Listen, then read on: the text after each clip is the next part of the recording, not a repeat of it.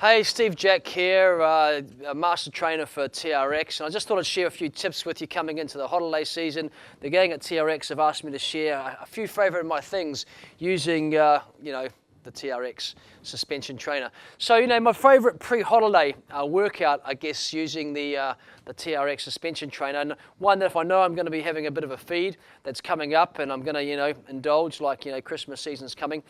Something for the abs is pretty cool. I love to do one of these, matrix where you can combine 3 or 4 of them together, especially for the abs. I love the atomic crunch where you're just doing a push-up into a knee tuck and push-up into a knee tuck. You can check that out just now. The next thing, I'll superset that with a jackknife. So I've got my hands down here and I'll pike it up, and you can check that out.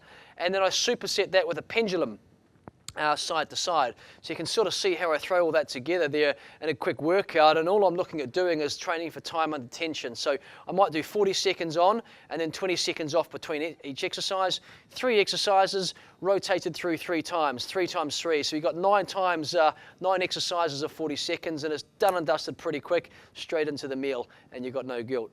So I guess the next one thing they want me to check out is what's my number 1 tip for using the suspension trainer indoors. Well, getting the length right is pretty important. So making sure you've got, your solid door anchor all kind of set up, and it's not being too long. So most of the indoor activities, I try to sort of keep pretty much sagittal plane dominant, and make sure that when I'm training outside, I sort of add in the rotational and frontal planes. But when you're inside, normally you're off the back of a door, so I always tend to do my sagittal plane type movements. So I guess the next thing they asked me about was my favorite high intensity combo.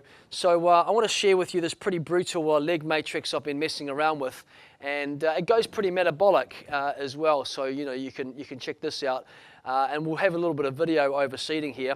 We'll start with a TRX single leg squat with a jump. So you're suspended, you're squatting down as deep as you can and jumping up with propulsion. Aim to get that butt almost down to the heel and get some explosion out there, and then rip that straight into a single leg, into a suspended lunge, and start doing a suspended lunge. And if you can, if you've got some gas in the tank, do some little jumps in your suspended lunges there as well. And then finally, I'd go into a suspended lunge with reach. So you're going across in the transverse plane, as you can see here on the video, and reaching right across. And then I'll be looking to add a little bit of propulsion on that as well. If you can do 15, 15, 15, boom, that's what I'm talking about. See what you can get up to and what's your best score. How many can you do of each all in a row? Then obviously change your legs up. Number 1 tip for making time during the exercise, during the holiday season.